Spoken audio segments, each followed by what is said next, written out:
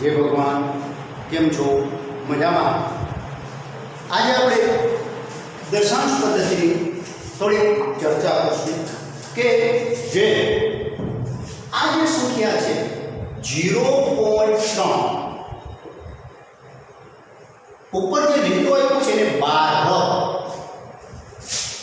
આમ પેને 12 આમ 12 જવાનું ને યાદ રાખજો આને બોલે 0.32 यानी आ 12મી નિશાની છે એટલે એનો અર્થ એવો થયો કે 0.3 છે એ 3 3 3 આમ અનંત સુધી આવે।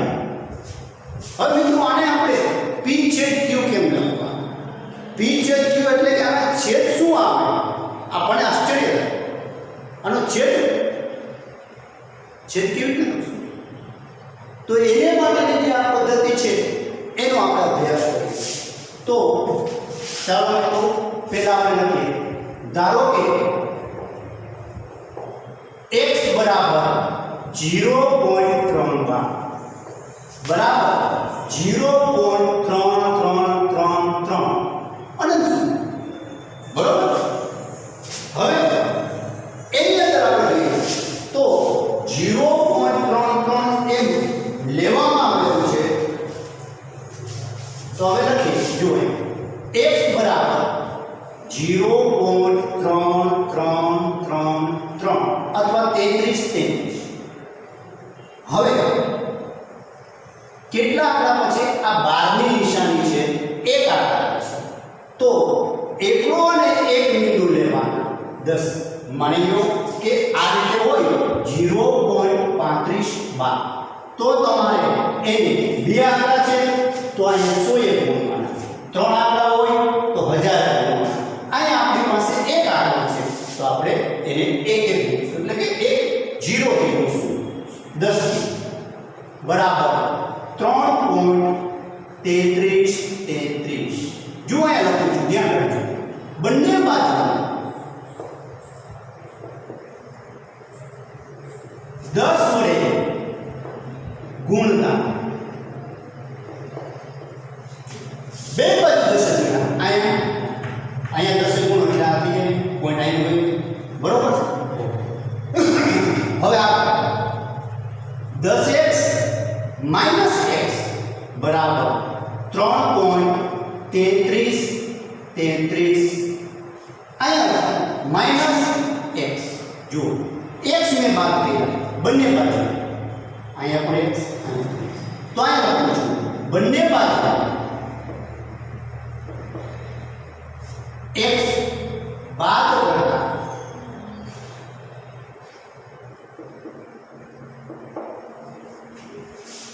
હવે 10x એમાંથી 1x બાદ કરીએ 9x 3.3333 માઈનસ x પણ દીકરાઓ જો માઈનસ x x ની કિંમત કેટલી છે 0.3333 એટલે કે આ બેની બાદબાકી તો 9x બરાબર આ બે નીકળી જાય વધે 3 9 ગુણાકાર 9 ને આપણે આ બાજુ લઈ જશું ભાગાકાર એટલે કે 9x બરાબર 3 તો x બરાબર 3/9 ભાગાશે 1/3 p છેદ q છેદ આવી ગયો ન હોય ક્યારે બનશે હોય જ। એવી રીતના કોઈ પણ સંખ્યા હોય બે આંકડા હોય તો અહીંયા 100 કરવાના અહીંયા પણ 100 થી ગુણાકાર એટલે 33.33 થઈ જાય। ત્રણ આંકડા ઉપર 12ની નિશાની હોય તો 3 શૂન્ય લગાડવાનું એટલે કે 1000 થી આ બાજુ અને 1000 થી આ બાજુ પણ ગુણાકાર કરવાનો પછી બંને સાઈડ એટલે એક એક x બાદ કરતા જાઓ એટલે તમને એનો જવાબ આ રીતે મળશે। હવે આપણે આગળ વધીએ બીજું લઈએ કે સાદું ઉદાહરણ પણ 2000 દાખલા તમને આપું છું યાદ રાખજો જેમાં સમમેય અને અસમમેય સંખ્યાઓની બાદબાકી લેવાની છે। જો સાદો રૂપ આપો.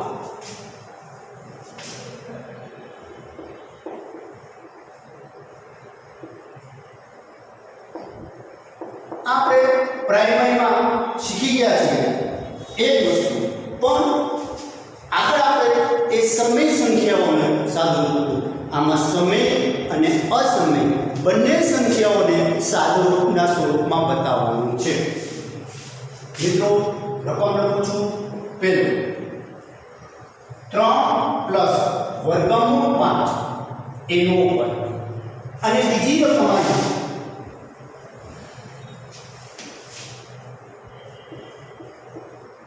1 પ્લસ વર્ગમૂળ 8 1 માઇનસ 2 વર્ગમૂળ 2. જો હવે તો વર્ગ છે, વર્ગનું વિસ્તરણ કરશું. પ્રથમ પદનો વર્ગ પ્લસ 2 ગુણ્યા પ્રથમ પદ ગુણ્યા અંતિમ પદ પ્લસ અંતિમ પદનો વર્ગ, વર્ગના વિસ્તરણનો નિયમ, બસ બીજું કંઈ છે. તો 3 નો વર્ગ 9 પ્લસ આ બંનેનો ગુણાકાર થાય 6. 6 ને આની સાથે ગુણાકાર ન થાય.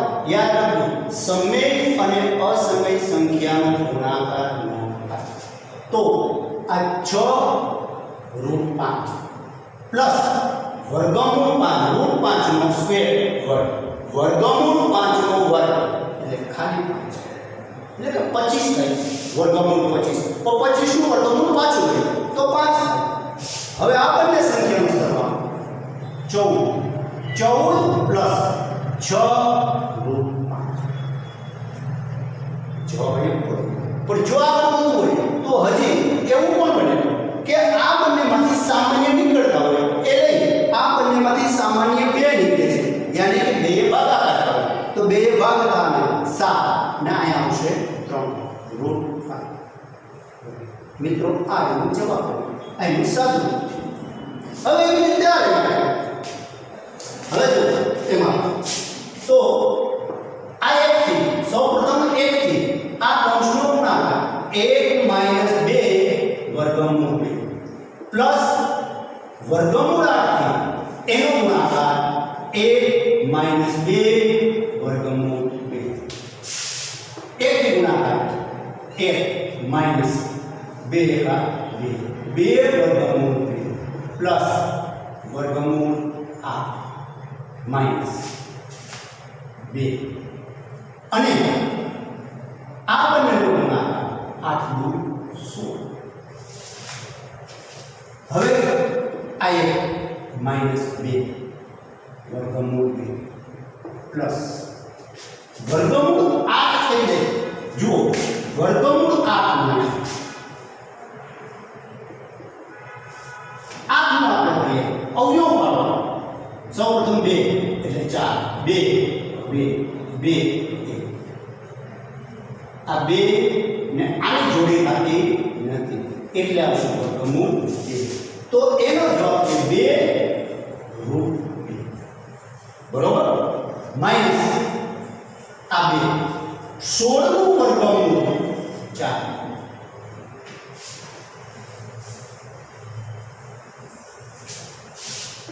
હવે આ બે 1 માઈનસ આ બરાબર માઈનસ 7 રૂટ 7. અહીં મિત્રો સારું તો કંઈ રૂમ નથી મિત્રો. આ સારા રૂપની વાત કર્યા પછી આપણે જો આગળ વધીએ તો એની અંદર એક બીજી વસ્તુ આવે છે કે છેદનું સમીકરણ. લખું છું જોજો.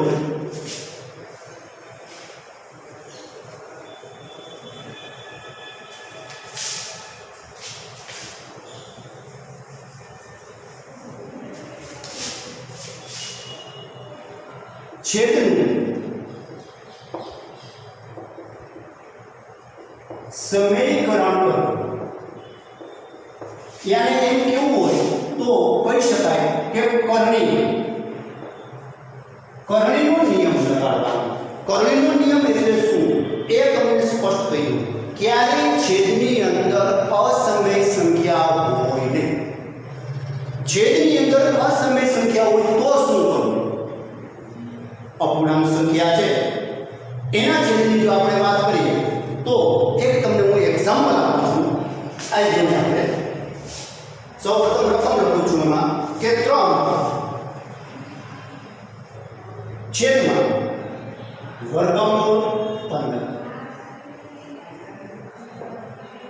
તો મિત્રો આ સંખ્યા છે એનો ભાગાકાર કેવી રીતે આપણે કરવો?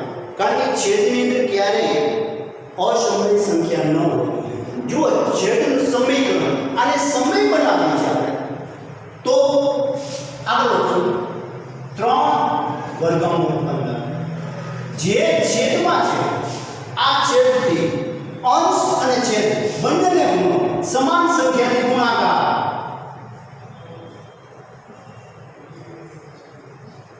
યુક્લિડનો નિયમ સરખી સંખ્યાને સરખી સંખ્યા વડે ગુણાકાર કરવાનો જવાબ સરખો આવે છે. એ તમારે 9મા ધોરણમાં ભૂમિતિનો પરિચય જે આવે છે એની અંદર આ નિયમ આપેલો છે. એ નેક્સ્ટ ટાઈમ પછી આપણે લેશું. હવે જોઈએ આ બંનેનો ગુણાકાર એમને 3 રૂટ 15 છેદમાં 15 વર્ગમૂળ 15 ગુણ્યા વર્ગમૂળ 15 એટલે 15 3 ગુણ્યા વર્ગમૂળ 15 છેદમાં આના ભાગ પાડો છો 3 5 છેદ ઉડી ગયા જવાબ આવ્યો રૂટ 15 છેદમાં 5. પછી મિત્રો આને કંઈ નહીં કરવાનું, આને ગુણ રાખવાનું. ઘણા વિદ્યાર્થીઓ એક્સરેમાં આગળ તો વધે છે થાય છે કઈ રીતે બતાવું એમ પણ આપણે એમ કી જવાનું છે.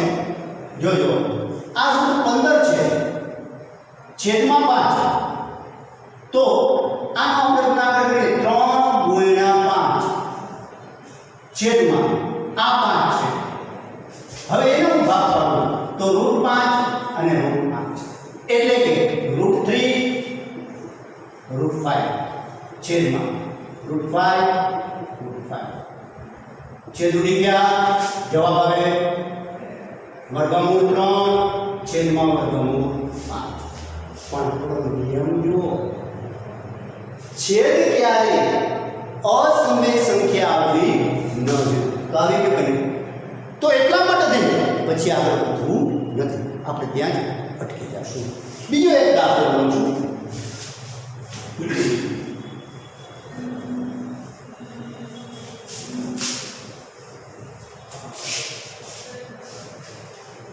જો બીજો દાખલો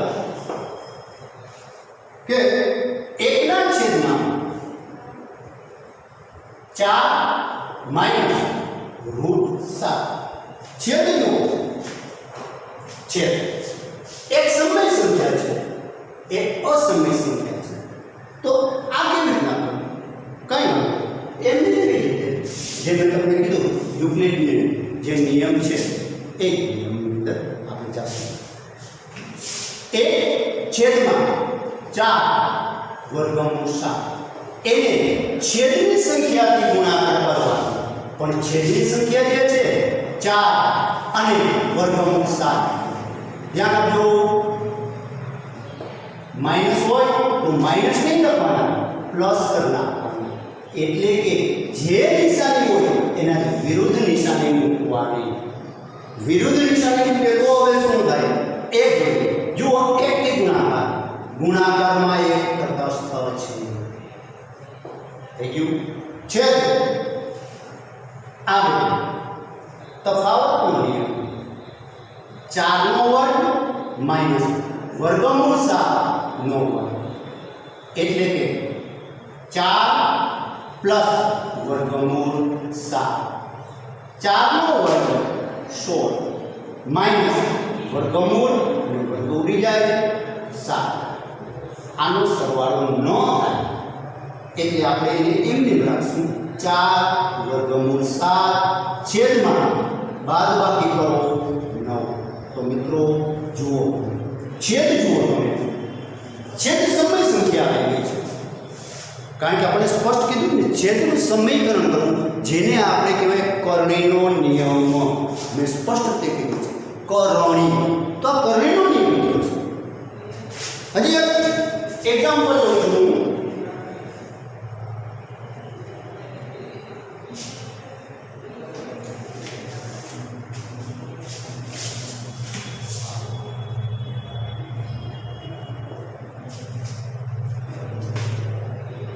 એક છેદમાં 4 એક છેદમાં વર્ગમૂળ 11 માઇનસ 1. હવે આમાં પણ જુઓ તમે છેદ જુઓ, એક સંખ્યા સમય છે, એક સંખ્યા અસમય છે. તો સમય અને અસમય સંખ્યાની ક્યારેય બાદબાકી થતી નથી, થઈ શકે. હવે આગળ વધીએ તો એક છેદમાં વર્ગમૂળ 11 માઇનસ 1 ગુણ્યા આ જ સંખ્યાથી છેદથી જ ગુણાકાર કરવાનો, પણ નિશાનીમાં ફેરફાર કરવાનો. માઇનસ હોય તો પ્લસ કરવાના, પ્લસ હોય તો માઇનસ કરવા. બે નિશાની ક્યારેય સરખી ન હોય. આની વાત નથી કરતો મિત્રો, આની વાત કરું છું. આ જે નિશાની છે તેની વિરુદ્ધ નિશાની આપણે મૂકવાની છે. હવે ગુણાકાર ઉપરની સંખ્યા ગુણાકારમાં એક તટસ્થ છે, છેદમાં જુઓ. ફરીથી આ દાખલામાં મેં કીધું તેમ તફાવતનો નિયમ, આમાં પણ તફાવતનો નિયમ આવશે. જો એક માઇનસ છે, એક પ્લસ છે, આ બે નિશાની તો વર્ગમૂળ 11 એનો એકનો વર્ગ. હવે આ લખું છું, ઉપરની સંખ્યામાં તો કોઈ ફેરફાર નથી, અંશ એમને રહેશે, પણ છેદની અંદર વર્ગમૂળ વર્ગ ઉડી જાય, વધે 11 માઇનસ 1નો વર્ગ. અંશ એમને, એમાં સરવાળો બાદબાકી ન થાય એટલા માટે છેદમાં 11 માંથી 1 બાદ કરો, જવાબ આવશે 10.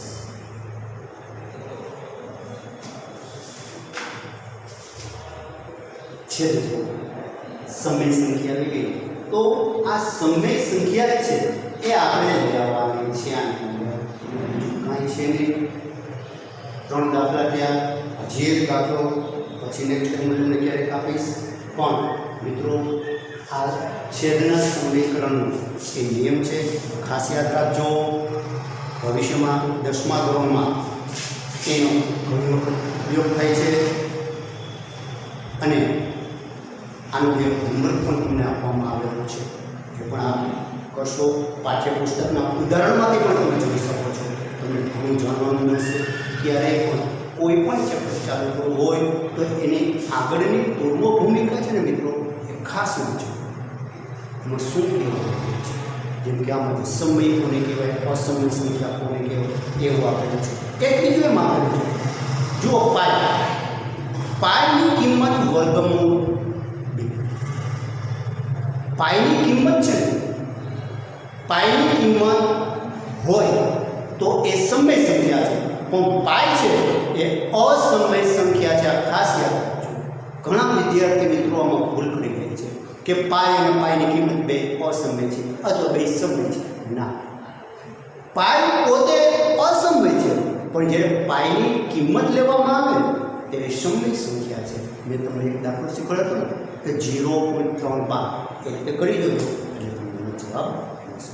તો મિત્રો આવજો, ફરી આપણે મળશું. ત્યાં સુધી જય ભગવાન, જય હિન્દ.